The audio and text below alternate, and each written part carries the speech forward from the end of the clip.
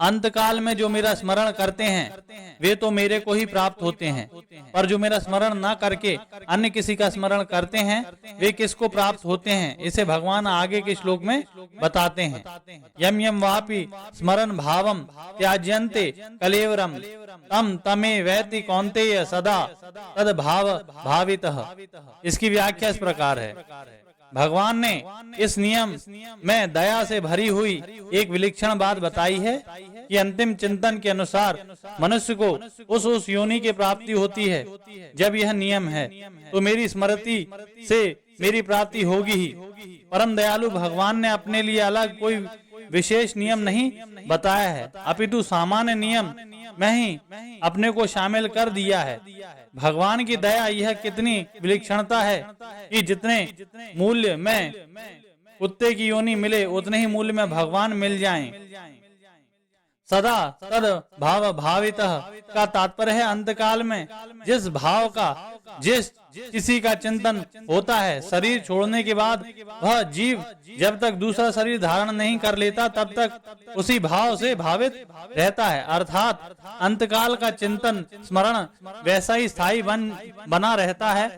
अंतकाल के उस चिंतन के अनुसार ही उसका मानसिक शरीर बनता है और मानसिक शरीर के अनुसार ही वह दूसरा शरीर धारण करता है।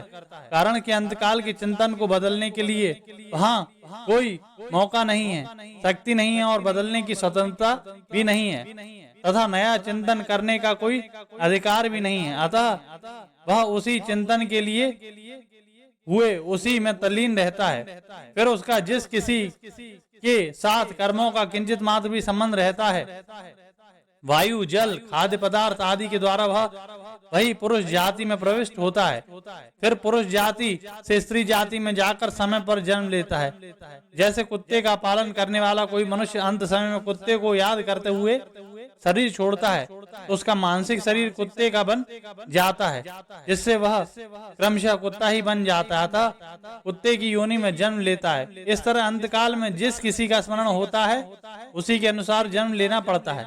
परंतु इसका तात्पर्य यह नहीं कि मकान को याद करते हुए शरीर छोड़ने से मकान बन जाएगा, धन को याद करते हुए शरीर छोड़ने से धन बन जाएगा आदि। अपितु मकान का चिंतन होने से वह मकान में चूहा छिपकली आदि बन जाएगा और धन का चिंतन होने से वह सांप बन जाएगा आदि। तात्पर्य यह हुआ कि अंतकाल के चिंतन का नियम सजीव प्राणियों के लिए है, निर्जीव पदार्थों के लिए नहीं। अतः जड़ पदार्थ का चिंतन होने से वह उससे संबंधित कोई सजीव प्राणी बन जाएगा।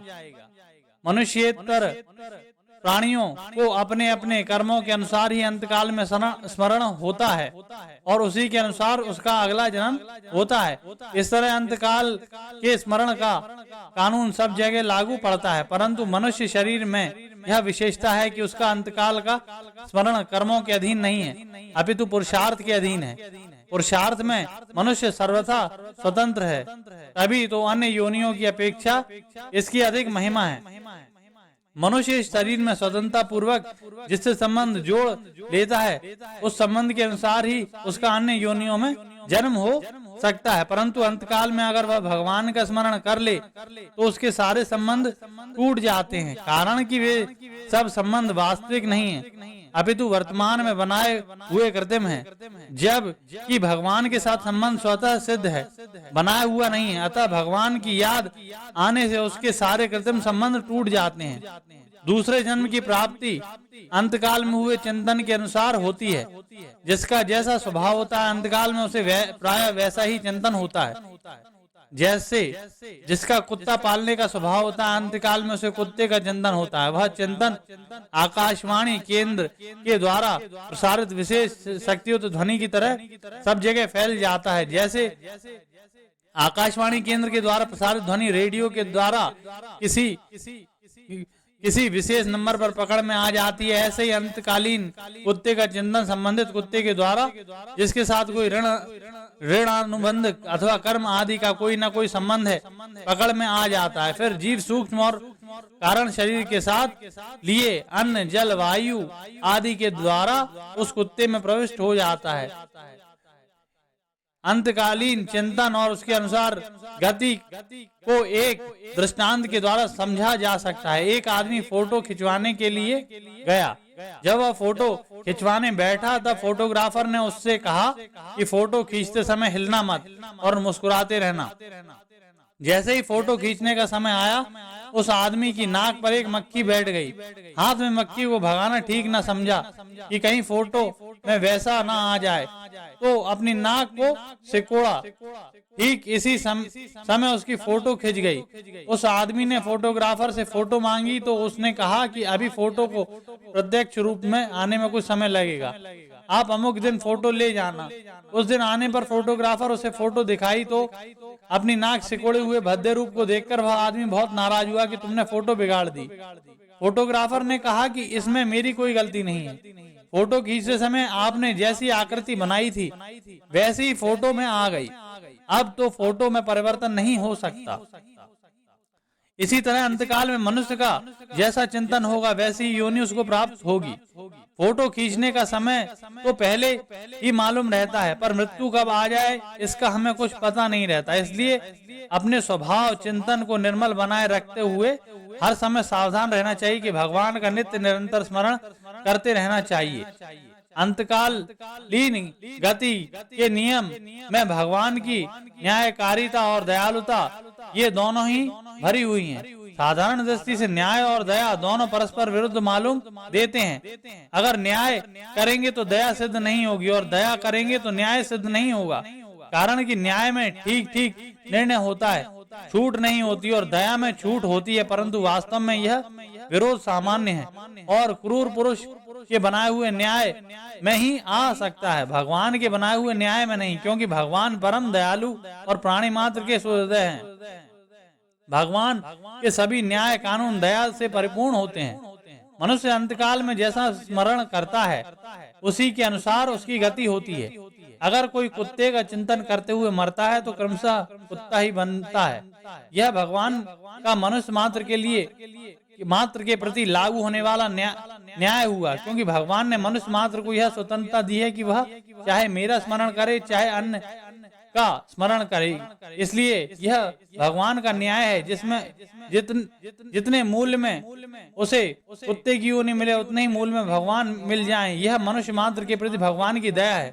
अगर मनुष्य भगवान की इस न्यायकारिता और दयालुता की तरफ ख्याल रखे तो उसका भगवान में आकर्षण हो जाएगा।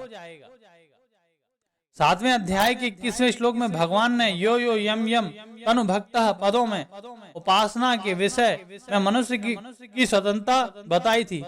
अब इस श्लोक में गति के विषय में मनुष्य की स्वतंत्रता बताते हैं। तात्पर्य कि अपनी उपासना और गति के विषय में मनुष्य स्वतंत्र है और उसमें भगवान अपने दयालु स्वभाव के कारण बाधक नहीं बनते, अपितु उसकी सहायता करते हैं। मनुष्य ही मिली हुई स्वतंत्रता का दुरुपयोग करके दुर्गति में चला जाता है। यह मनुष्य शरीर की महत्ता है कि वह चाहे वही पा सकता है।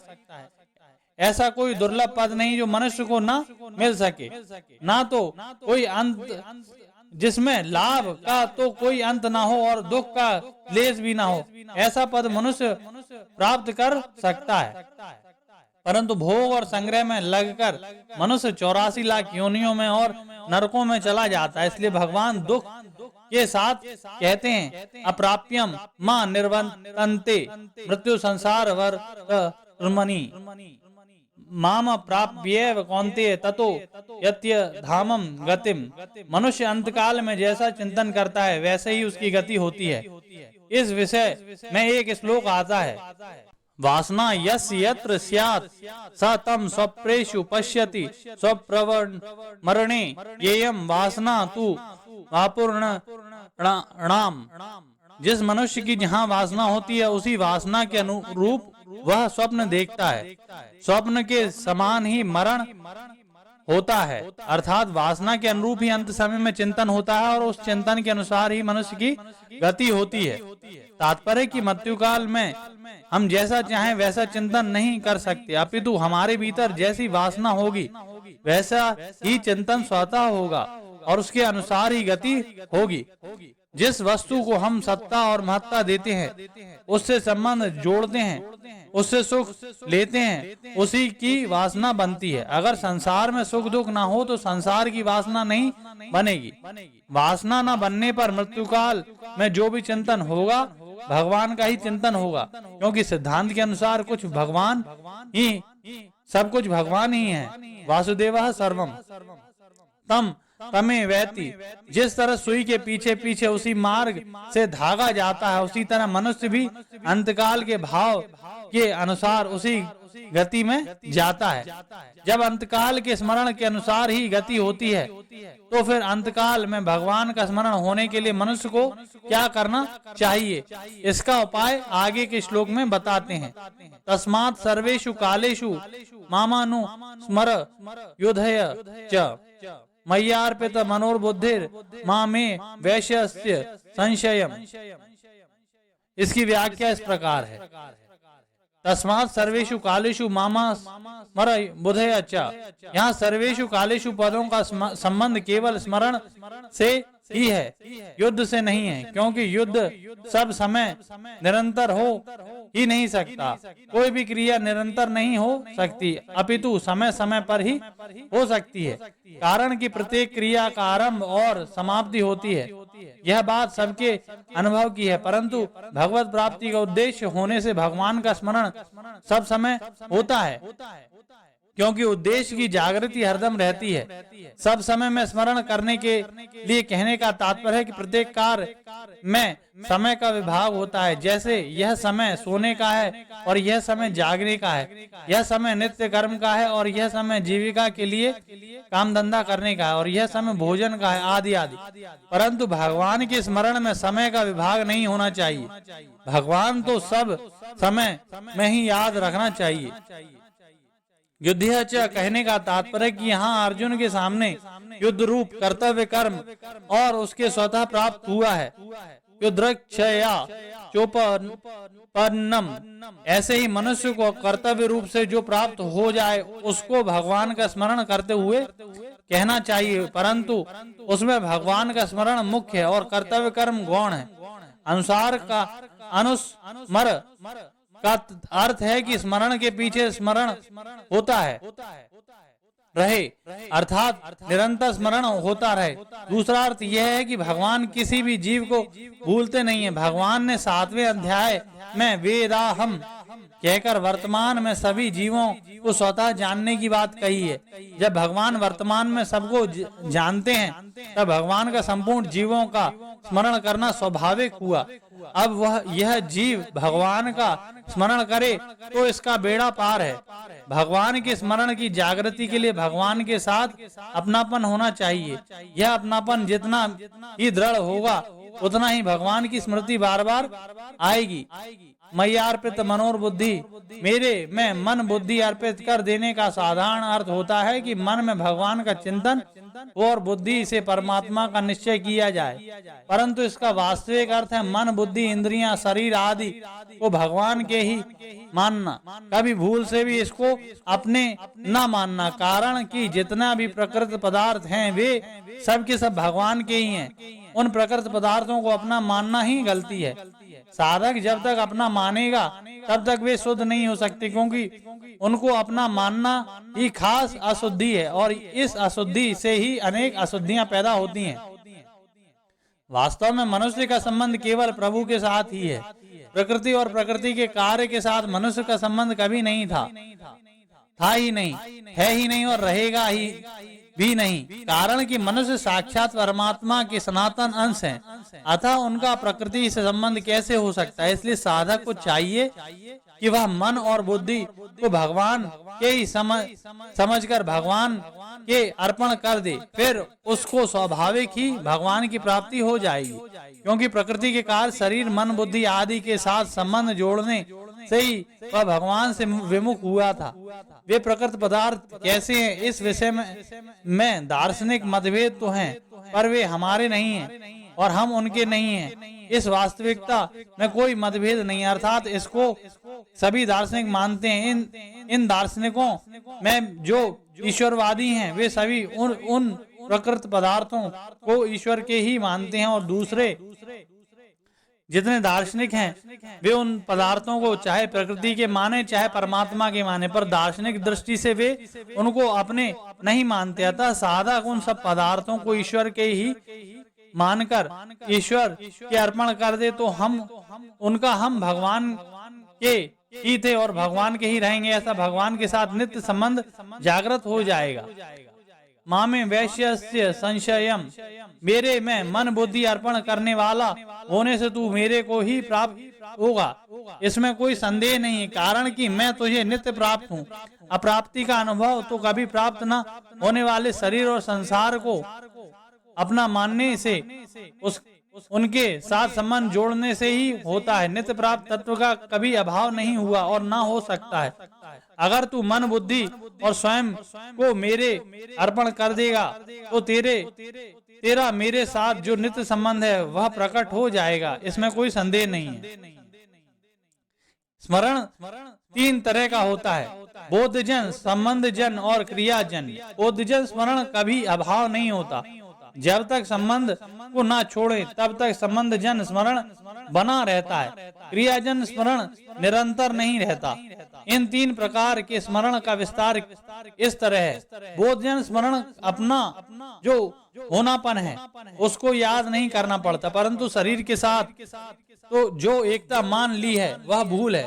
बोध होने पर वह भूल मिट जाती है, फिर अपना होने पर स्वतः सिद्ध रहता है। गीता में भगवान के वचन हैं, तू मैं और ये राजा लोग पहले नहीं थे, यह बात भी नहीं है, और भविष्य में नहीं रहेंगे, यह बात भी नहीं है। गीता दूसरे अध्याय का 12वां श्लोक, अर्थात निश्चित ही पहले थे और निश्चित ही पीछे रहेंगे। जो पहले सर्ग महासर्ग और प्रलय महाप्रलय में था वही यह प्राणी समुदाय उत्पन्न होकर नष्ट होता है। 18वें अध्याय का 19वां श्लोक, इसमें वही यह प्राणी समुदाय तो परमात्मा का अंश है और उत्पन्न होकर नष्ट होने वाला शरीर है। अगर नष्ट होने वाले भाग का विवेक पूर्वक सर्वथा त्याग कर दें तो अपने होने पन का स्पष्ट बोध हो जाता है। यह बोध जन्य स्मरण नित्य निरंतर बना रहता है, कभी नष्ट नहीं होता, क्योंकि यह स्मरण अपने नित्य स्वरूप का है। संबंध जन स्मरण जिसको हम स्वयं मान लेते हैं वह संबंध जन स्मरण है। जैसे शरीर हमारा है, संसार हमारा आदि यह माना हुआ संबंध तब तक नहीं मिटता जब तक हम यह हमारा नहीं है ऐसा नहीं मान लेते। परंतु भगवान वास्तव में हमारे हैं, यह माने तो हमारे हैं, नहीं माने तो हमारे हैं, जाने तो हमारे हैं, नहीं जाने तो हमारे हैं, हमें देखे तो हमारे हैं, हमें नहीं देखे तो हमारे हैं। हम सब उनके अंश हैं, वे अंशी हैं, हम उनसे अलग नहीं हो सकते, वे हमारे से अलग नहीं हो सकते। जब तक हम शरीर संसार के साथ अपना संबंध मानते हैं तब तक भगवान का यह वास्तविक संबंध स्पष्ट नहीं होता। जब तक हम शरीर और संसार के संबंध का अत्यंत अभाव स्वीकार कर लेते हैं तब भगवान का नित्य संबंध स्वतः जागृत हो जाता है, फिर भगवान का स्मरण नित्य निरंतर बना रहता है। क्रियाजन्य स्मरण, क्रियाजन्य स्मरण अभ्यास जन्य होता है। जैसे स्त्रियां सिर पर जल का घड़ा रख कर चलती हैं तो अपने दोनों हाथों को खुला रखती हैं और दूसरी स्त्रियों के साथ बातें भी करती रहती हैं, परंतु सिर पर रखे घड़े को सावधानी निरंतर रहती है। नट रस्से पर चलता हुआ गाता भी है, बोलता भी है, पर रस्से का ध्यान निरंतर रहता है। ड्राइवर मोटर चलाता है, हाथ से गियर बदलता है, हैंडल घुमाता है और मालिक से बातचीत भी करता है, पर रास्ते का ध्यान निरंतर रहता है। ऐसे ही संपूर्ण क्रियाओं में भगवान को निरंतर याद रखना अभ्यास जन्य स्मरण है। इस अभ्यास जन्य स्मरण के 3 प्रकार हैं। संसार का कार्य करते हुए भगवान को याद रखना, इसमें सांसारिक कार्य की मुख्यता और भगवान के स्मरण की गौणता रहती है। था इसमें यह भाव रहता है कि संसार का काम बिगड़े नहीं, ठीक तरह से होता रहे और साथ साथ भगवान का स्मरण भी होता रहे। भगवान को याद रखते हुए संसार का कार्य करना, इसमें भगवान के स्मरण की मुख्यता और सांसारिक कार्य की गौणता रहती है। इसमें भगवान के स्मरण में भूल ना हो यह सावधानी रहती है और संसार के कार्य में भी भूल हो जाए तो उसकी परवाह नहीं होती। कारण कि साधक में यह जागृति रहेगी कि संसार का काम सुधर जाए तो भी अंत में रहेगा नहीं और बिगड़ जाए तो भी अंत में रहेगा नहीं। इसलिए भगवान के स्मरण की भूल नहीं होती। कार्य को भगवान का ही समझना, इसमें काम धंधा करते हुए भी यह विलक्षण आनंद रहता है कि मेरा अहोभाग्य है कि मैं भगवान का ही काम करता हूँ, भगवान की ही सेवा करता हूँ। अतः हमें इसमें भगवान की स्मृति विशेषता से रहती है। जैसे कोई सज्जन अपना कन्या के विवाह कार्य के समय कन्या के लिए तरह तरह की वस्तुएं खरीदता है, तरह तरह के कार्य करता है, अनेक व्यक्तियों को निमंत्रण देता है, परंतु अनेक प्रकार के कार्य करते हुए भी कन्या का विवाह करना है, यह बात उसको निरंतर याद रहती है। कन्या में भगवान के समान पूज्य भाव पूर्वक संबंध नहीं होता तो भी उसके विवाह के लिए कार्य करते हुए उसकी याद निरंतर रहती है। फिर भगवान के लिए कार्य करते हुए भगवान की पूज्य भाव सहित अपनेपन की मीठी स्मृति निरंतर बनी रहे। इससे कहना ही क्या है, भगवत संबंधी कार्य दो तरह का होता है, भगवान के नाम का जाप और कीर्तन करना, भगवान की लीला का श्रवण चिंतन पठन पाठन आदि करना, यह स्वरूप से भगवत संबंधी काम है। संसार का काम करते हुए भी जब सब संसार भगवान का है तब संसार का काम भी भगवान का ही काम हुआ। इससे भगवान के नाते ही करना है, भगवान की प्रसन्नता के लिए करना है। इस काम से हमें कुछ लेना नहीं है। भगवान ने हमें जिस वर्ण में पैदा किया है, जिस आश्रम में रखा है, उसमें भगवान की आज्ञा के अनुसार उचित काम करना है। ऐसा भाव रहने से वह काम सांसारिक होने पर भी भगवान का हो जाता है। पूर्व श्लोक में कही हुई अभ्यास जन्य स्मृति का अब आगे के श्लोक में वर्णन करते हैं। अभ्यास योग युक्तेन चेतसा नान्य गामिना परमं पुरुषम दिव्यम याति पार्थ नुचिंतयन्। इसकी व्याख्या इस प्रकार है। सगुण निराकार परमात्मा का वर्णन हुआ था 7वें अध्याय के 28वें श्लोक में। उसी को यहाँ 8वें 9वें और 10वें श्लोक में विस्तार से कहा गया है। अभ्यास योग युक्तेन, इस पद में अभ्यास और योग ये दो शब्द आए हैं। संसार से मन हटाकर परमात्मा में बार बार मन लगाने का नाम अभ्यास है और समता का नाम योग है। समत्वम योग उच्यते। अभ्यास में मन लगाने से प्रसन्नता होती है और मन न लगाने से खिन्नता होती है। यह अभ्यास तो है पर अभ्यास योग नहीं है। अभ्यास योग तभी होगा जब प्रसन्नता और खिन्नता दोनों ही ना हो। अगर चित्त में प्रसन्नता और खिन्नता हो भी जाएं तो भी उनको महत्व ना दें, केवल अपने लक्ष्य को ही महत्व दें। अपने लक्ष्य पर दृढ़ रहना भी योग है। ऐसे योग से युक्त चित्त हो। चेतसा नान्य गामिना, चित्त अन्य गामी ना हो, अर्थात एक परमात्मा के सिवाय दूसरा कोई लक्ष्य ना हो।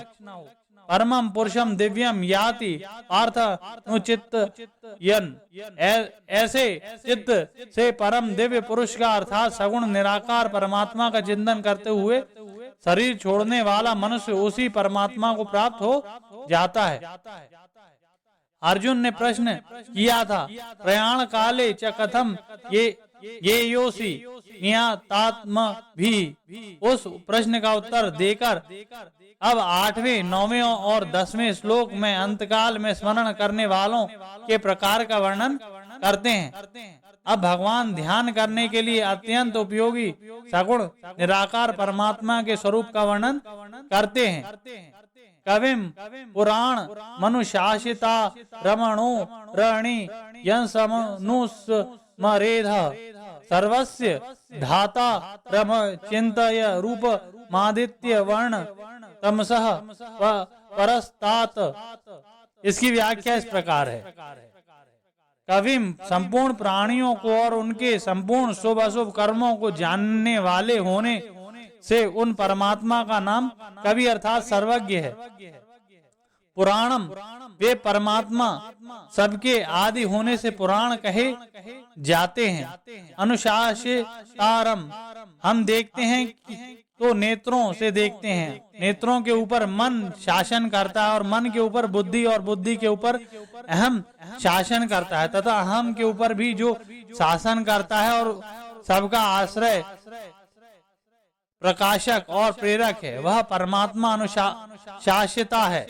दूसरा भाव यह है कि जीवों का कर्म करने का जैसा जैसा स्वभाव बना है उसके अनुसार ही परमात्मा वेद, शास्त्र, गुरु, संत आदि के द्वारा कर्तव्य कर्म करने की आज्ञा देते हैं और मनुष्य के पुराने पाप पुण्य रूप कर्मों के अनुसार अनुकूलता प्रतिकूलता परिस्थिति भेजकर उन मनुष्यों को शुद्ध निर्मल बनाते हैं। इस प्रकार मनुष्यों के लिए कर्तव्य अकर्तव्य का विधान करने वाले और मनुष्यों के पाप पुण्य रूप पुराने कर्मों का नाश करने वाले होने से परमात्मा अनुशासिता है।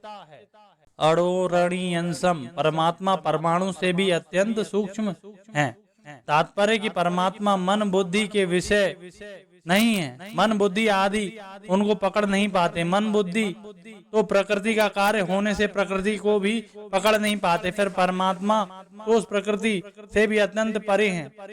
अतः वे परमात्मा सूक्ष्म से भी अत्यंत सूक्ष्म है, अर्थात सूक्ष्मता की अंतिम सीमा है। सर्वस्य धारयम, परमात्मा अंत कोटि ब्रह्मांडों को धारण करने वाले हैं, उनका पोषण करने वाले हैं। उन सभी को परमात्मा से ही सत्ता स्फूर्ति मिलती है, अतः वे परमात्मा सबका धारण पोषण करने वाले कहे जाते हैं।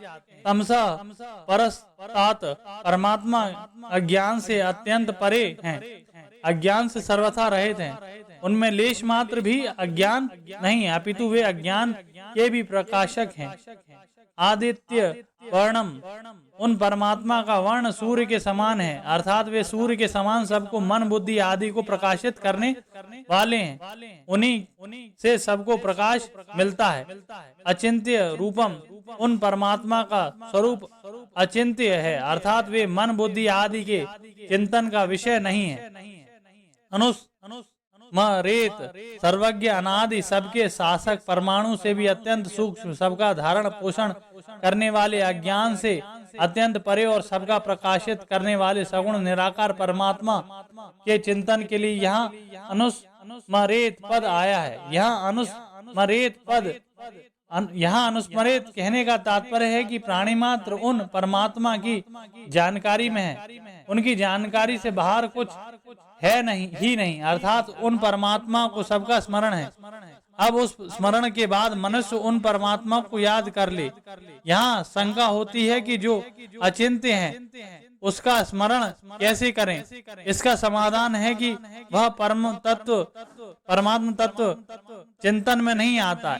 ऐसी दृढ़ धारणा ही अचिंत्य परमात्मा का चिंतन है। परमात्मा को कभी कहने का तात्पर्य है कि उसके ज्ञान के बाहर कुछ नहीं है। वो राणम कहने का तात्पर्य है कि वह अनादि है, काल से भी अतीत, अर्थात काल का भी प्रकाशक है। अनुशासितारम कहने का तात्पर्य है कि सब स्वाभाविक ही उसके शासन में है, वह जीव और जगत दोनों का ही शासक है। अब अंतकाल के चिंतन के अनुसार गति बताते हैं। प्रयाण काले मनसा चलेन भक्त्या युक्तो योग बलेन चैव भ्रुवोर मध्ये प्राण मावेश्य सम्यक स तम परम पुरुष मुपैति दिव्यम। इसकी व्याख्या इस प्रकार है। यहाँ भक्ति नाम प्रियता का है, क्योंकि उस तत्व में प्रियता होने से ही मन अचल होता है। वह भक्ति अर्थात प्रियता स्वयं से होती है, मन बुद्धि आदि से नहीं। अंतकाल में कवि पुराण अनुशासिता आदि विशेषण से कहे हुए सगुण निराकार परमात्मा से भक्ति युक्त मनुष्य का मन स्थिर हो जाना, अर्थात सगुण निराकार स्वरूप में आदर पूर्वक दृढ़ हो जाना ही मन का अचल होना है। पहले प्राणायाम के द्वारा प्राणों को रोकने का जो अधिकार प्राप्त होता है किया है उसका नाम योग बल है। उस योग बल के द्वारा दोनों भ्रुवों के मध्य भाग में से जो द्विदल चक्र है उसमें स्थित सुषुम्ना नाड़ी में प्राणों का अच्छी तरह से प्रवेश करके वह दिव्य परम पुरुष को प्राप्त हो जाता है। तम परम पुरुष मुपैति दिव्यम पदों का तात्पर्य है कि जिस परम तत्व का पीछे से 9वें श्लोक में वर्णन हुआ है उसी दिव्य परम सगुण निराकार परमात्मा को वह प्राप्त हो जाता है। 8वें श्लोक में जो बात कही गई उसी को 9वें और 10वें श्लोक में विस्तार से कहकर इन तीनों श्लोकों के प्रकरण का उपसंहार किया गया है। इस प्रकरण में सगुण निराकार परमात्मा की उपासना का वर्णन है। इस उपासना में अभ्यास की आवश्यकता है। प्राणायाम पूर्वक मन को उस परमात्मा में लगाने का नाम अभ्यास है। यह अभ्यास अणिमा महिमा आदि सिद्धि प्राप्त कराने के लिए नहीं है, अपितु केवल परमात्मा तत्व को प्राप्त कराने के लिए है।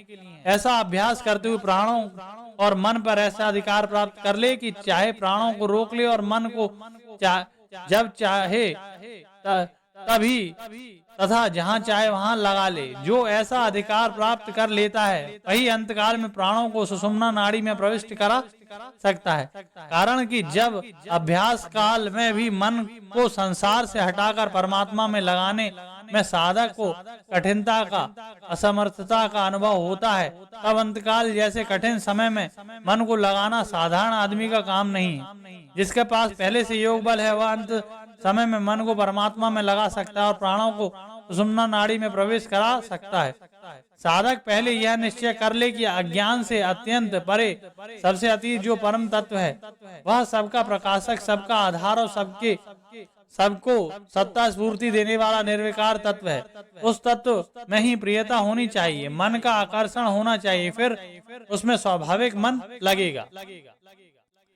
अब भगवान आगे के श्लोक में निर्गुण निराकार को प्राप्ति के उपाय का उपक्रम करते हैं। यदक्षरम वेद विदो वदन्ति विशन्ति यद तयो वीतरागः यदिच्छन्तो ब्रह्मचर्य चरन्ति तते पदम संग्रहेण प्रवक्षये। इसकी व्याख्या इस प्रकार है।